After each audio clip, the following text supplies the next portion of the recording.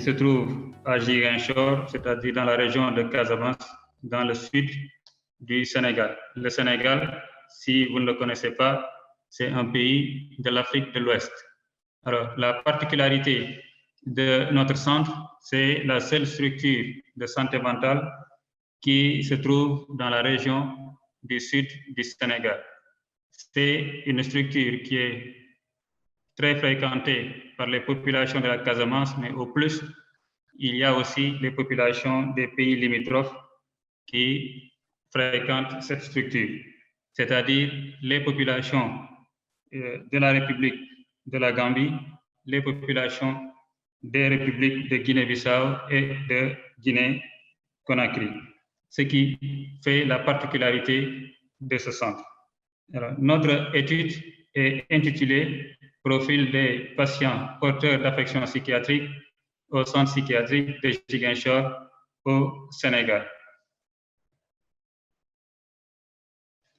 Les troubles mentaux, communément englobés dans le vocable folie, ont toujours été une préoccupation sociale en Afrique. La majorité des travaux menés en Afrique de l'Ouest et notamment au Sénégal s'étaient essentiellement intéressés aux aspects socioculturels liés aux pathologies mentales. Ce qui fait qu'il existe peu de données chiffrées permettant d'avoir une estimation plus ou moins globale des troubles mentaux au Sénégal. L'OMS estime que les troubles mentaux et du comportement représentent 12% de la charge globale de morbidité. Or, la plupart des pays continuent à consacrer à la santé mentale moins de 1% du total de leurs dépenses de santé. C'est l'exemple de notre pays, le Sénégal.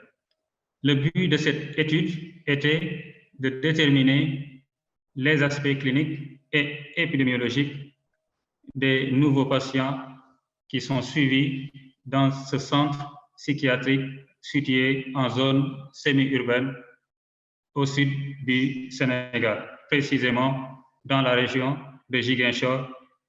Pour ceux qui connaissent bien le Sénégal, Ziguinchor se situe à 450 km de Dakar. En termes de matériel et méthode, il s'agit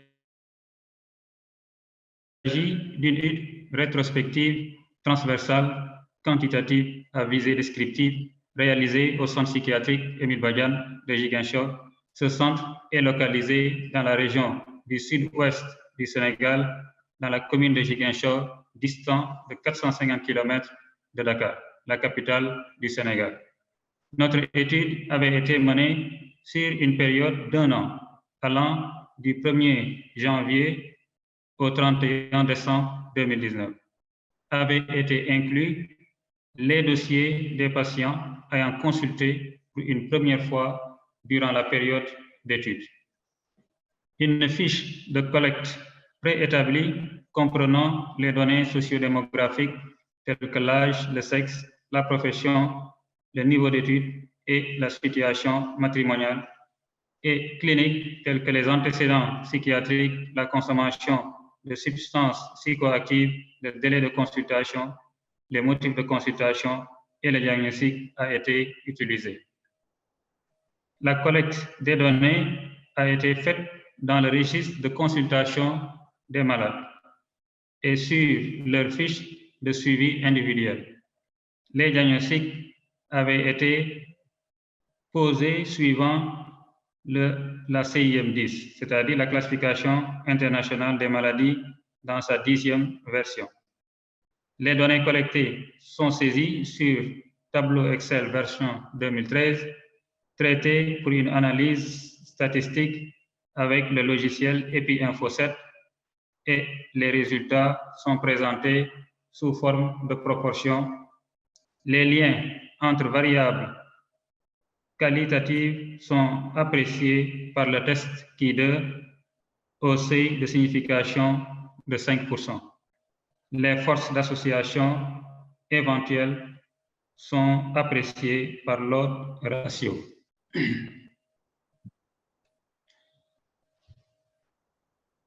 En ce qui concerne l'étude descriptive, nous avons obtenu des résultats suivants.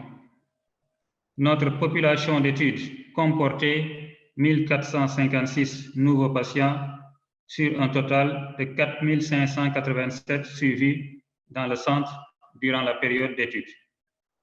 L'âge moyen des patients était de 35,1 ans, plus ou moins 18,8.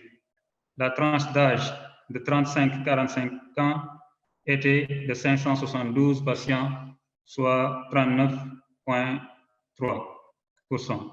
Les autres tranches d'âge étaient représentées par 185 patients, c'est-à-dire 12,7% pour les 0-15 ans, 138 pour les 16-30 ans, 23,8% pour les 46-60 ans, 179 pour les plus de 60 ans et 36 patients donc, chez qui l'âge n'a pas été déterminé.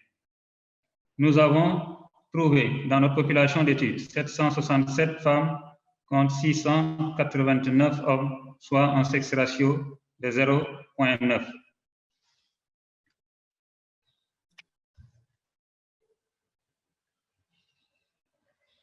« 697 patients, soit 47,9, étaient sans emploi. 20% des patients étaient des élèves et des étudiants. 16,1% de nos patients travaillaient dans le secteur informel et nous avons donc 1,6% de nos patients qui étaient des retraités et des non déterminés, tournés autour de 0,6%. 395 patients, soit 27,1%, avaient atteint le cycle secondaire. Nous avons aussi retrouvé dans notre étude 8,2% de patients chez qui le niveau d'instruction n'a pas été déterminé. Et 7,1% de patients qui avaient reçu seulement une instruction coranique stricte.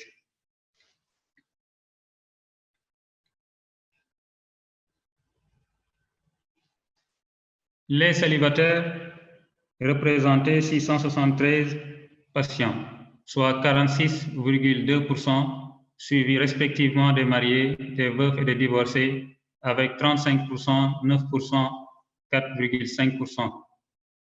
Les non précisés représentaient 5,7%. Les antécédents de troubles psychiatriques ont été retrouvés chez 428 patients, soit 29,4%.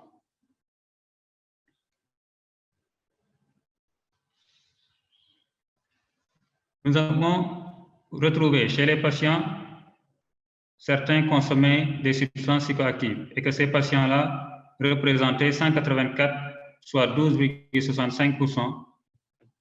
Nous avons aussi trouvé que le cannabis était consommé par 90%, soit 48,9% parmi les consommateurs de substances psychoactives.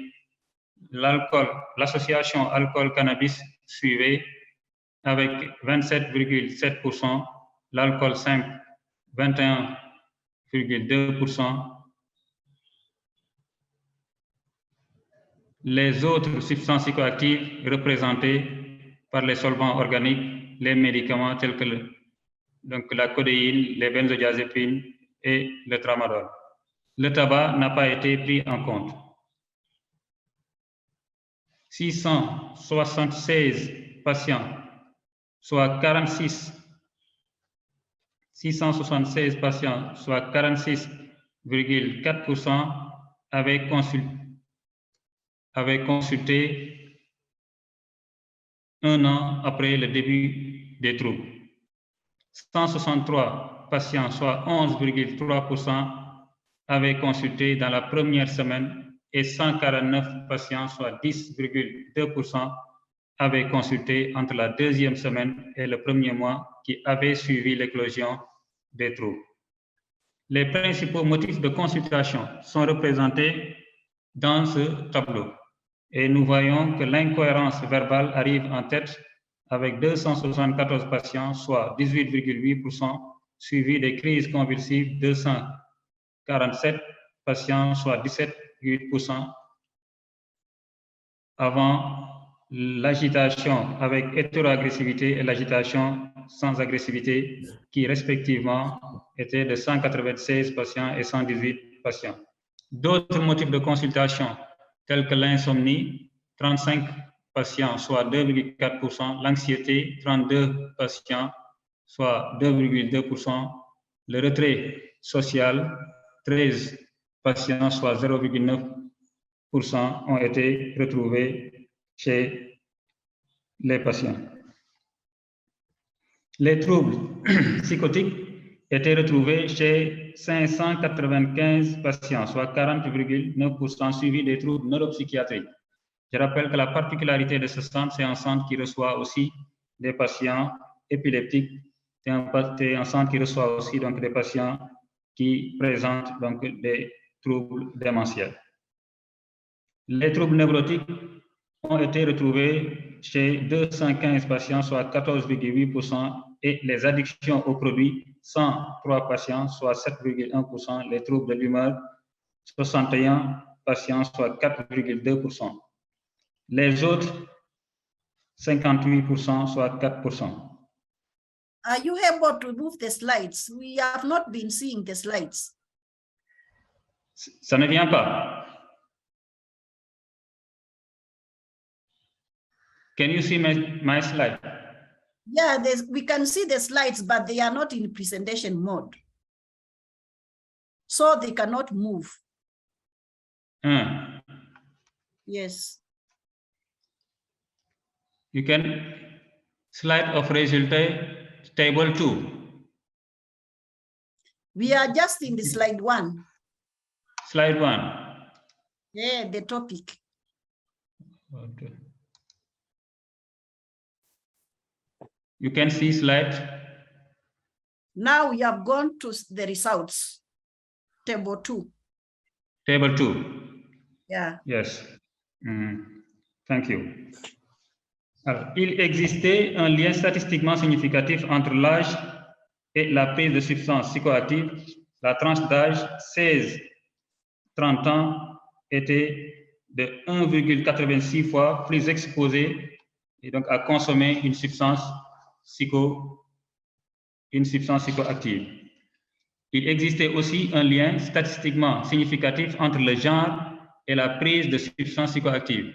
Le genre masculin était 37,65 fois plus exposé et donc à la prise de substances psychoactives que le genre féminin. L'instruction et la prise de substances psychoactives étaient liées. Les patients instruits et donc, étaient 5,08 fois plus exposés à consommer les substances psychoactives que les patients non instruits. La situation matrimoniale et la prise de substances psychoactives étaient liées. Les mariés étaient 2,38 fois moins exposés à la prise de substances que les autres. Les femmes représentaient un effectif de 156, soit 72,56% dans les troubles névrotiques et de 35, soit 70,49% dans les troubles de l'humeur. Et la figure 11 représente donc la distribution de la situation matrimoniale en fonction de la nosologie et la figure 10, la figure 11 représente la distribution de la situation matrimoniale en fonction de la pathologie. En guise de conclusion, nous disons que les résultats de cette étude soulignent les principales caractéristiques de la population de malades psychiatriques à Ziguinchor, au sud du Sénégal. Il s'agit de sujets jeunes de sexe féminin, pour la plupart sans emploi, célibataires et peu instruits. Cette étude dénote aussi un retard dans la prise en charge psychiatrique des malades, ce qui peut être expliqué par le manque d'infrastructures de soins psychiatriques dans le pays, par l'insuffisance de ressources humaines qualifiées et par les croyances culturelles de la population qui les dirigent le plus souvent vers les tradipraticiens avant de venir à l'hôpital. La réalisation d'enquêtes épidémiologiques en population générale et un plaidoyer auprès de l'autorité pourrait les amener à élaborer une politique de santé mentale et à mobiliser plus de moyens au profit d'une amélioration de la prise en charge des malades. Je vous remercie. Thank you very much. Thank you so much for the excellent presentation.